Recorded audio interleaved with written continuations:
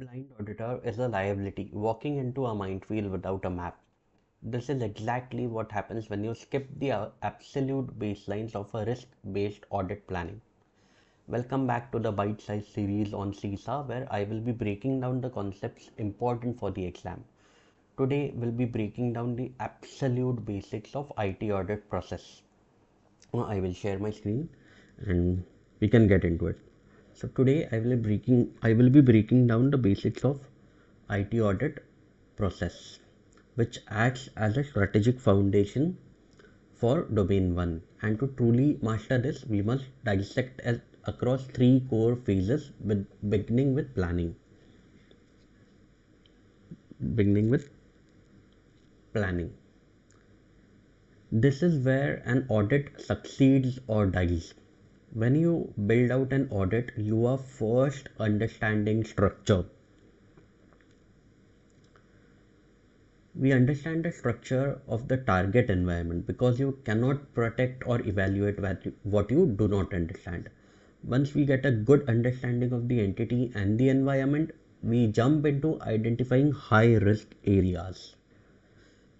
This is done to ensure you are allocating your maximum testing hours where the high risk areas reside.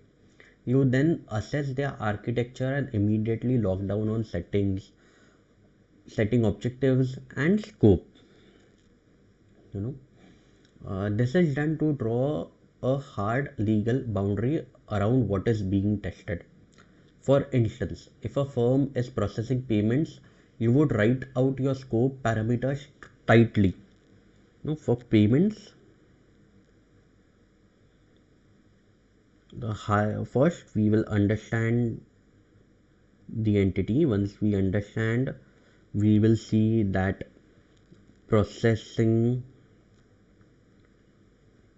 of card data is important. Now, understanding the entity is done to ensure you don't wander off into irrelevant business units. Now, this is the most important part before we dive into the question which I posted on 26th May, which is a couple of days ago. Now, here is the question on your screen. Here is the question on your screen. If you haven't read the question, pause the video and have a go at it and come up with the possible answers which you have. Now, in risk-based auditing, like I mentioned earlier, you cannot protect what you do not understand. Before setting boundaries or measuring impact, you must first grasp the entire ecosystem. Option A is incorrect because you cannot set materiality thresholds without knowing what data or assets actually matter to the business. Now, option B. Now, this option is also incorrect because defining the scope in a vacuum means you might completely miss critical high risk areas. Now, option D is also incorrect because your audit objectives will be completely irrelevant if they do not align with the actual operational reality. That leaves us with the correct answer, which is option C. This is gaining a comprehensive understanding of the business and IT environment. This is your foundational foundation. You must analyze the organizational structure and risk appetite before doing anything else. The snippet which you can see on the screen is taken from the book.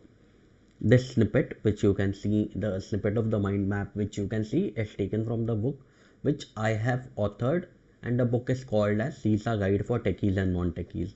You can follow me for more insights, more questions, and I am trying to help you master and crack the CISA examination. Thank you and have a nice day.